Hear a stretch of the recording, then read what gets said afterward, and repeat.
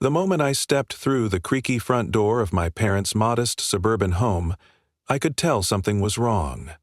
The once vibrant house, filled with the aroma of my mother's cooking and the familiar hum of my father tinkering in his garage, now seemed eerily quiet. The air smelled stale, and the living room was cluttered with unopened mail and random belongings. My parents had always taken pride in keeping their home pristine, so this uncharacteristic mess immediately set off alarm bells.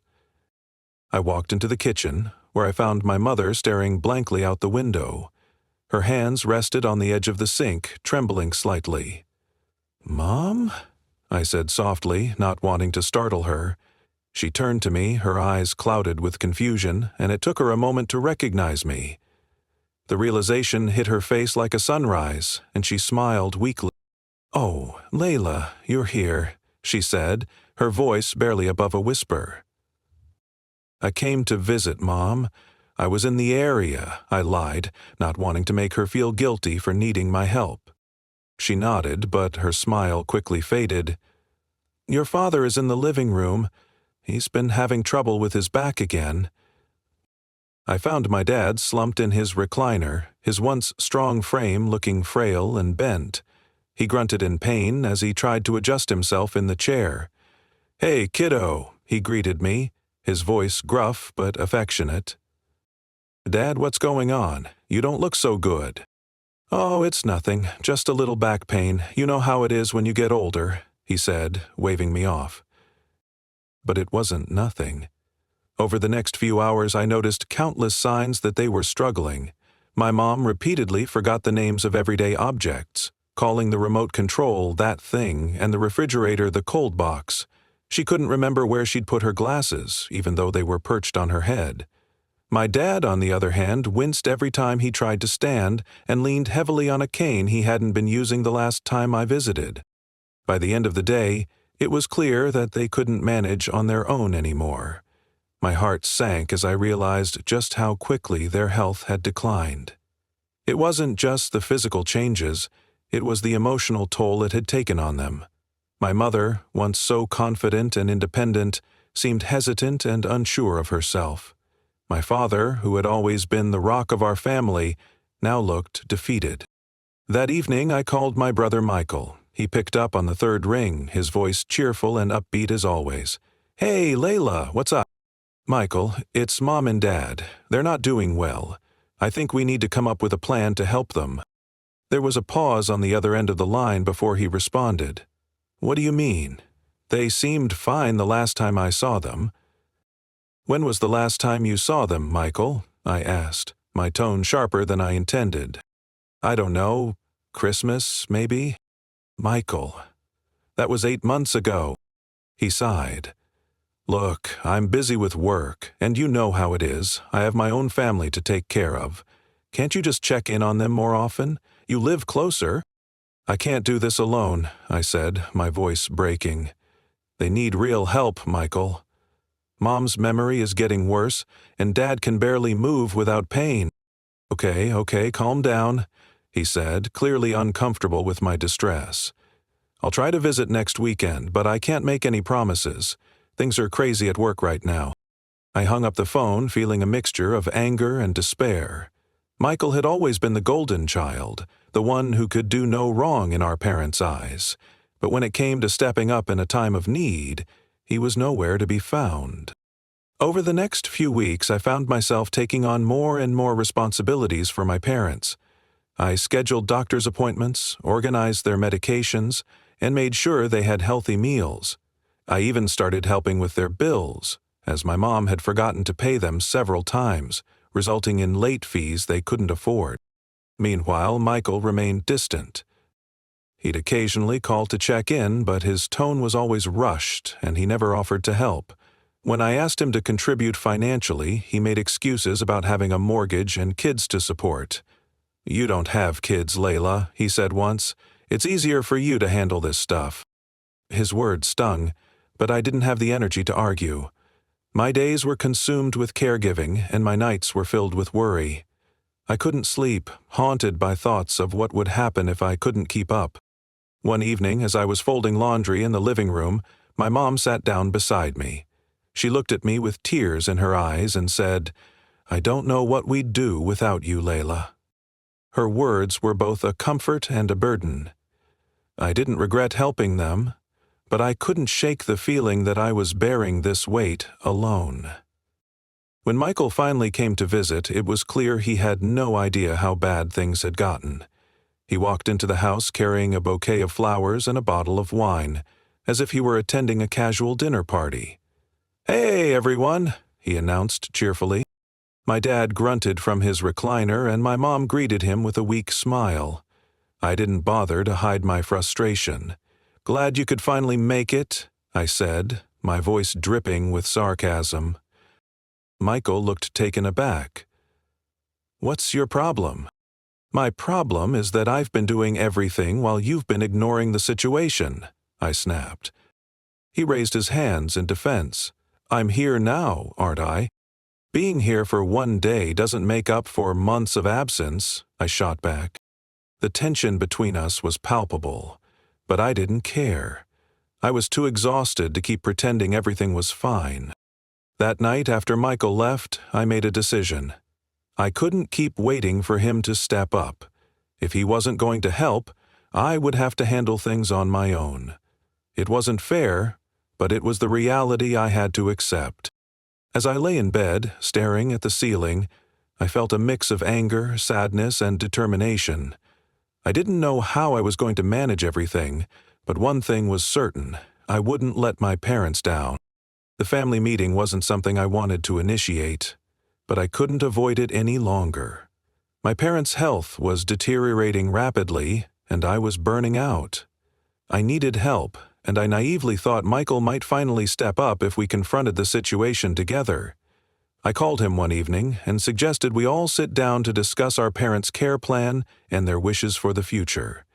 And to my surprise, he agreed, although with a heavy sigh, as if I'd just asked him to rearrange his entire life. We set the meeting for a Sunday afternoon. I spent the morning preparing, going over the notes I'd made about their medical needs, finances, and possible options for in-home care or assisted living.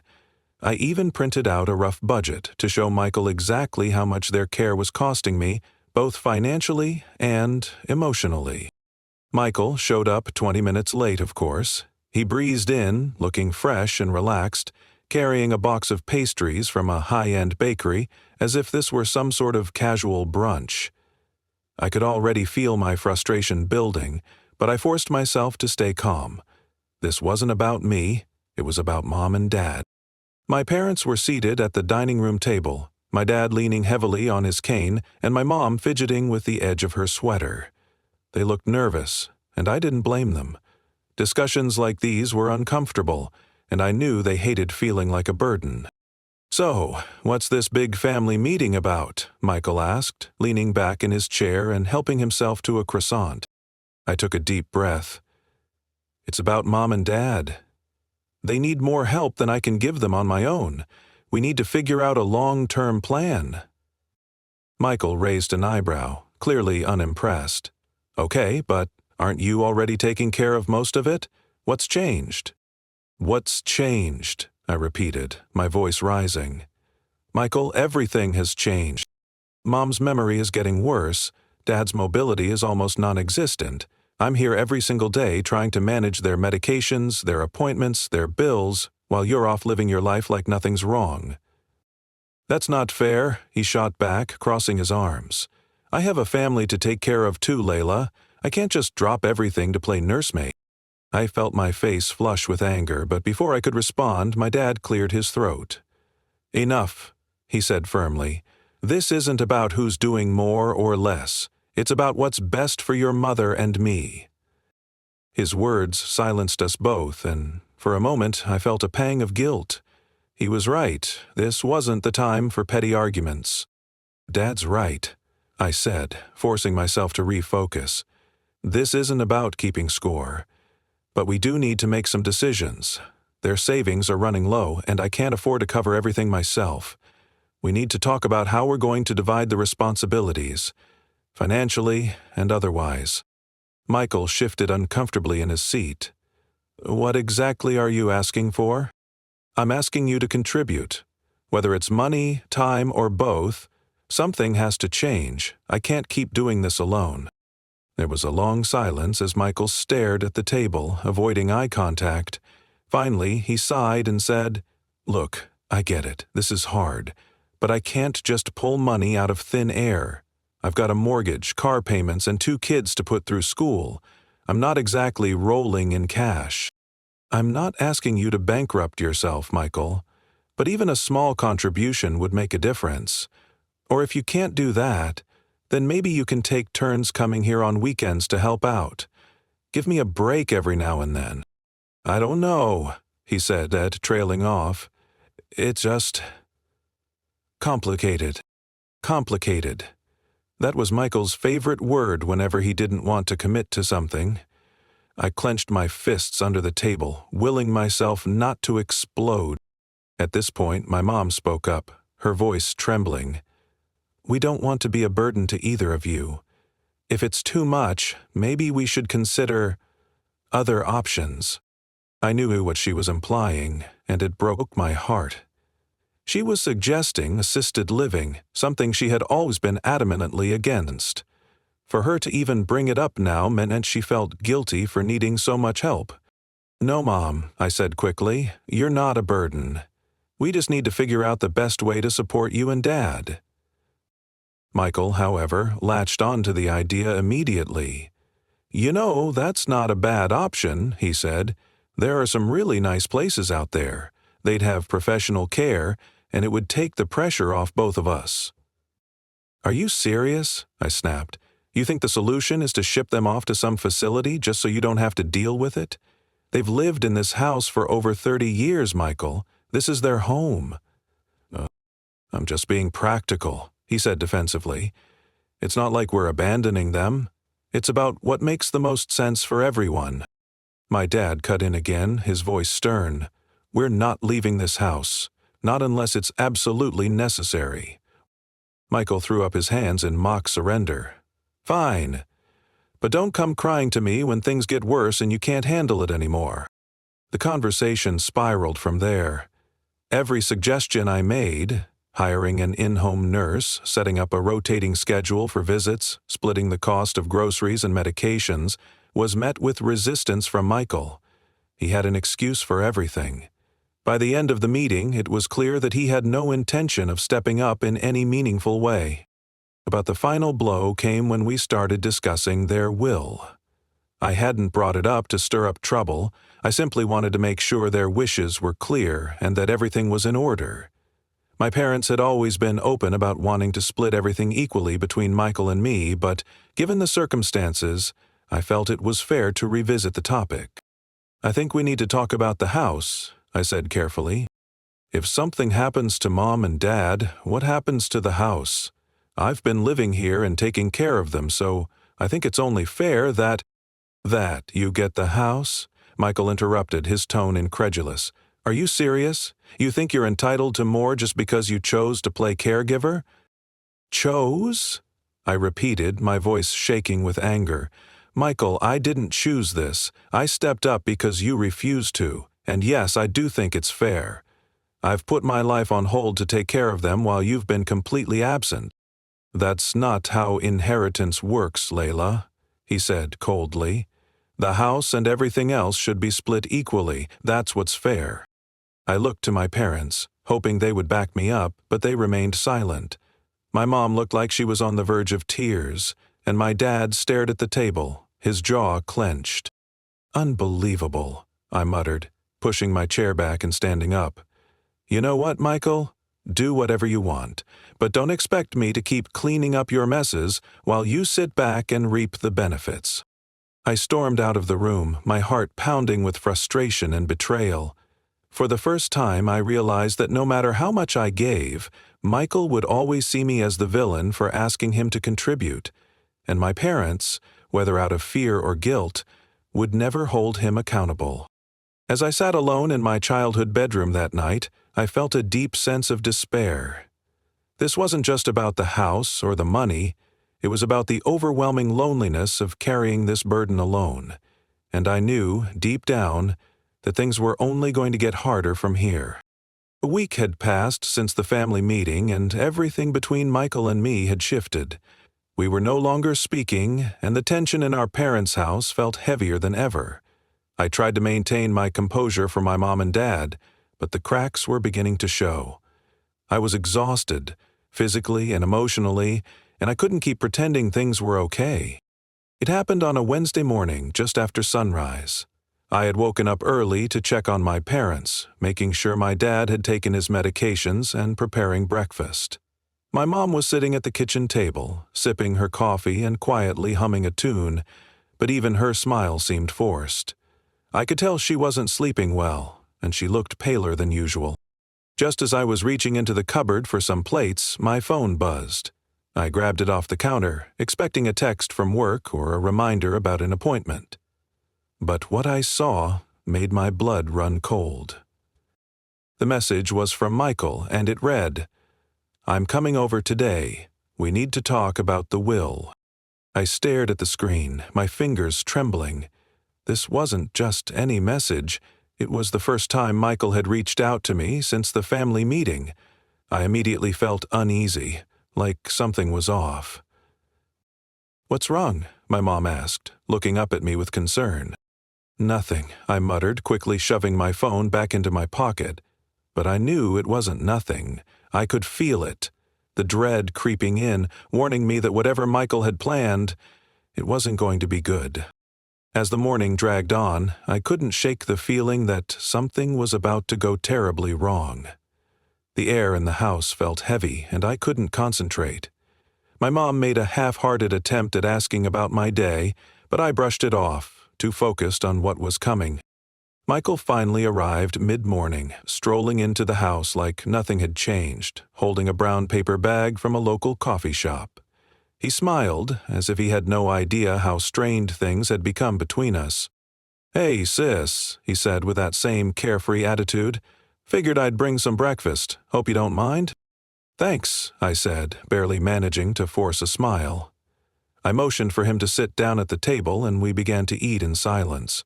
My mom was already at the counter, absent-mindedly stirring her tea, but she glanced between us with growing unease.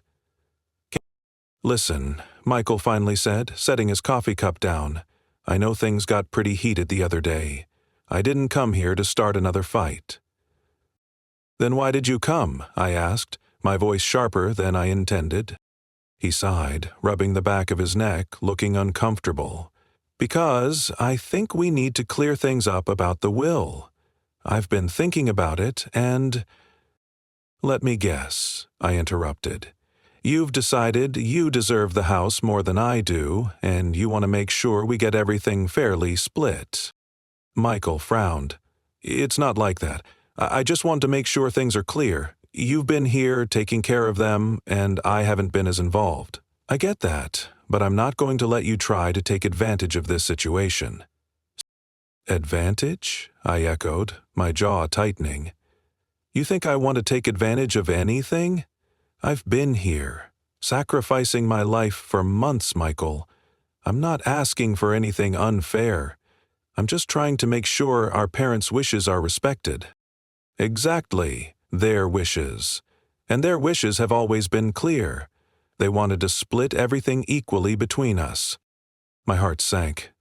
That was the same thing he had said during the meeting. It wasn't just about Mom and Dad's legacy. It was about his entitlement. He truly believed that no matter what happened, everything had to be divided in half, no matter the circumstances. I leaned forward, voice low but steady. Mom and Dad didn't anticipate what's happened. They didn't plan for one of us to have to drop everything and care for them full time. They didn't plan for me to be the one making all the hard choices. Michael sat back in his chair, his eyes narrowing.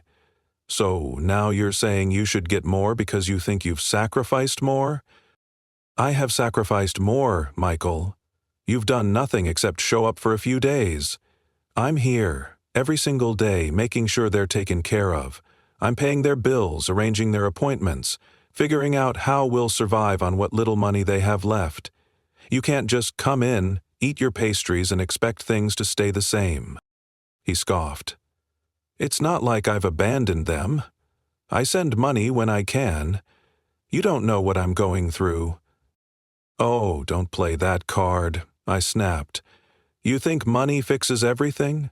You think buying their affection is enough?" Michael's face turned red. He clenched his fists briefly before releasing them.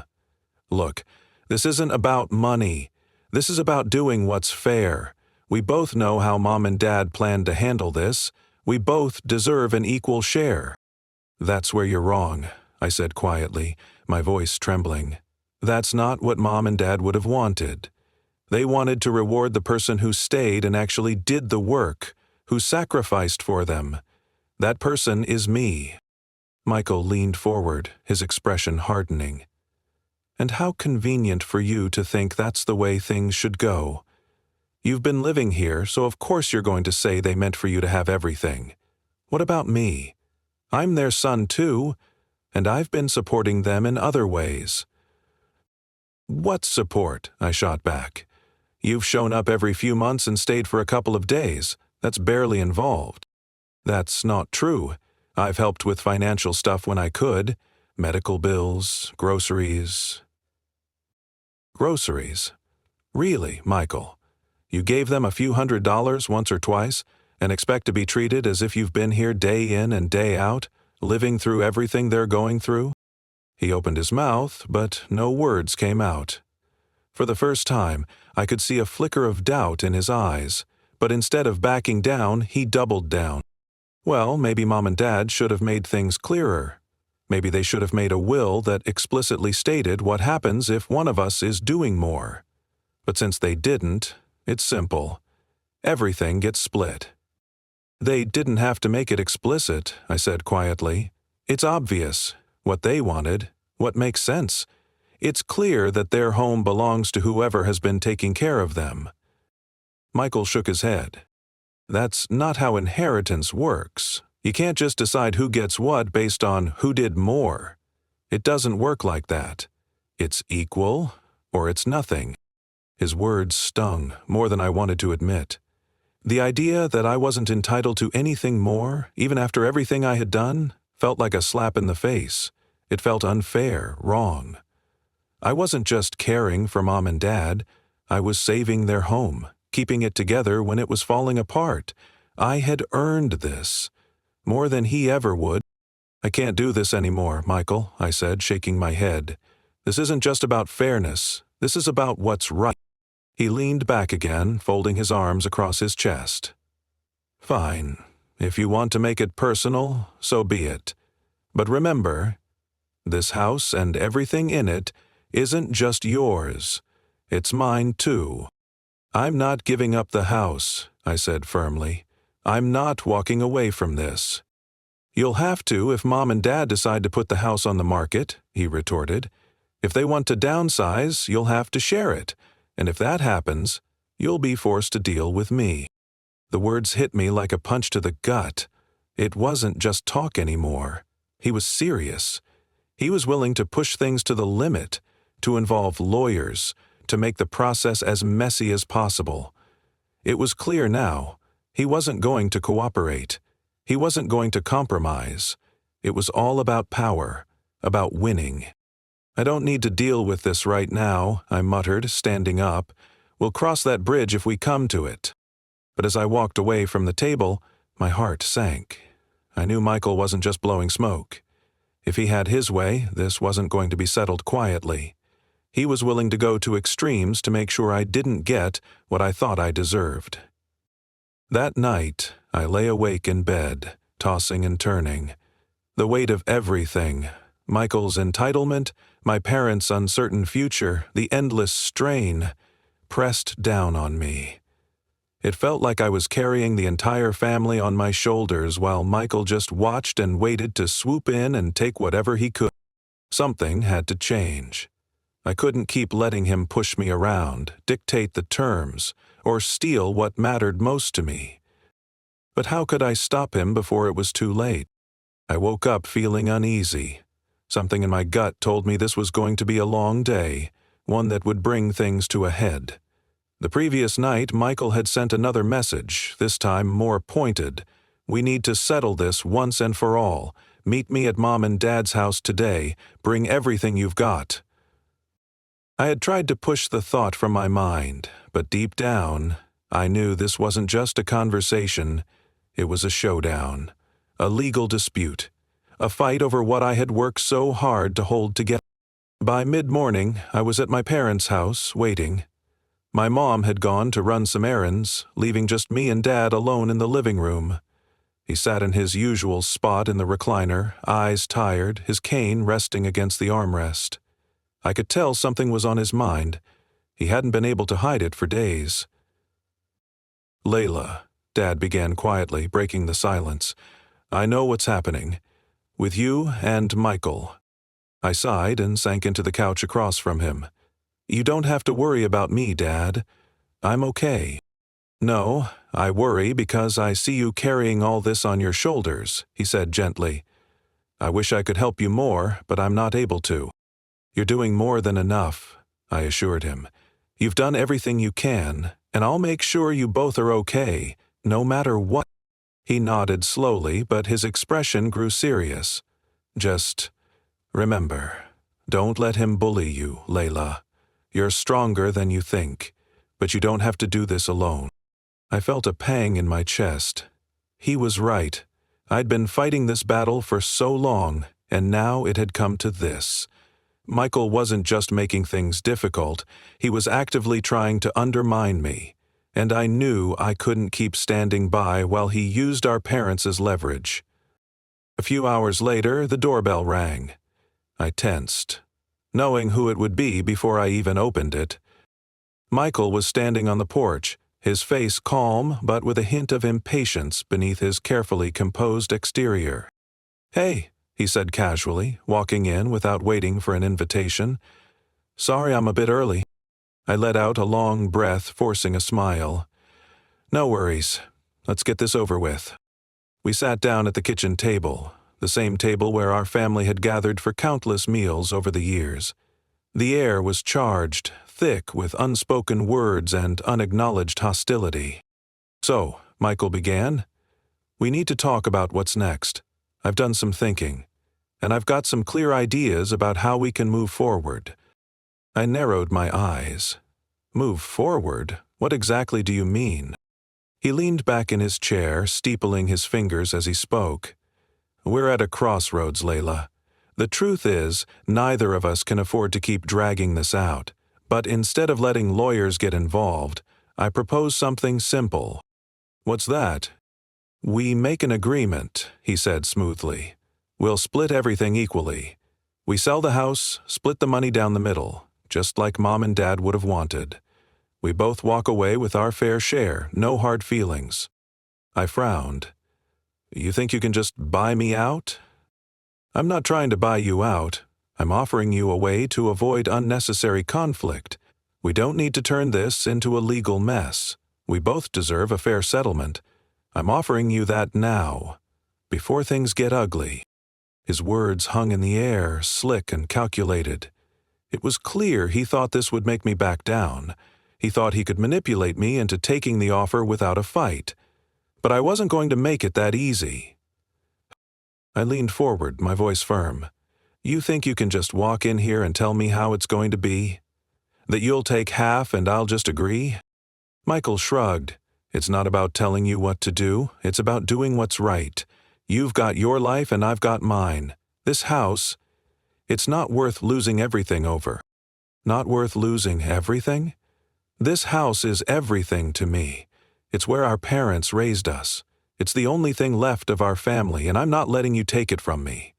I'm not selling this place to some random buyer just because you don't want to deal with the responsibility." "Responsibility?" he scoffed. "That's what this is about now? You want to keep it because it makes you feel needed, because it gives you purpose?" I stared at him, biting back the surge of anger bubble inside. "You think you can spin this however you want, Michael. You think you can call it fair because you want to cut and run while I stay here, holding everything together. But I've earned this house. I've fought for it every day while you've sat back and judged." Michael's expression hardened. "You haven't earned anything more than I have. It's both of our inheritance. It's our parents' legacy. And it belongs equally to both of us. I slammed my hand down on the table. That's where you're wrong. This house, everything in it, is mine because I've made it mine. I've made sure this place doesn't fall apart, and I've sacrificed everything to keep it running. Michael leaned in, his voice low but charged with determination. If you want to keep playing the martyr, fine. But if you push this any further, Layla, I'm going to make sure it goes to court. I'm not backing down. You'll regret it if you force me to go that route. His words hung in the air, cutting like a blade. I could feel the weight of his threat, and for the first time I realized that Michael wasn't bluffing. He was willing to go to court, to involve lawyers, to make this a legal battle, not just for the house, but for control over our parents' estate. And in that moment, something shifted inside me. I couldn't let him dictate the terms. I couldn't let him control the situation. If I walked away now, he'd have the upper hand, and I'd lose everything I'd fought for. No, I said firmly, we're not selling. This house stays with me. I'm not backing down, Michael. This is my home, and I'm not letting you take it from me. For a long moment, neither of us spoke. The air between us grew colder, more tense. I could see the storm brewing in Michael's eyes, his fury, his determination to win at any cost. Well, he finally said, his voice low but edged with finality, if that's how you want to play it, then I'll see you in court. And with that, he stood up, grabbed his jacket, and left the house, leaving me alone once again. As the door slammed shut behind him, a knot of dread settled deep in my stomach. I knew this wasn't the end. It was just the beginning of something far more intense. Michael had declared war, and I wasn't sure I was ready for what came next. But I wasn't going to back down. I couldn't. This house, this life, it was everything I had left, and I would fight to keep it, no matter what it took.